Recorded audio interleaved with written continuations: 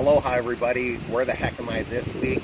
I'm in Kapalua, Maui, Hawaii. This is Joe Jurek and Joe Jurek's Real Estate Investing Adventures, taking a trip through Hawaii and working with some friends out here. It's going to be a great time. But what I want to tell you, have you started yet in real estate? What's holding you back? Sometimes in life we look at things and you can focus on the negative or you can focus on the positive.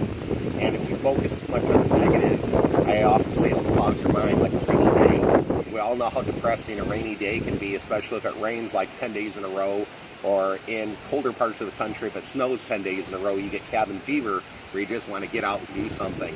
That can, I think, also happen to your mind, that if you focus too much on the negative, it can just cloud your mind. So here's the challenge, here's the assignment, here's a suggestion for the day. Focus on at least 3, 5, 10 positive things going on right now. Maybe it's your family, maybe it's your spouse, maybe it's your girlfriend, boyfriend, maybe it's your children, maybe it's your job, maybe it's your passion, what you love doing. Maybe you love painting, maybe you love running, maybe you love being creative. Maybe you love just sitting in front of the television watching TV. That's okay too. I'm a big sports fan, I can relate.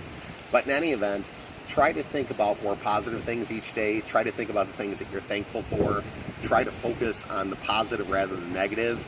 And with real estate, I think sometimes you can include people in your life that maybe you never would have met, because now you're positive, you're outgoing. You kind of attract people like a magnet. You bring people towards you, okay? So the key is be positive, don't be negative, make your dreams a reality. You can do it, but you have to do what? Believe and achieve. Take care, bye-bye.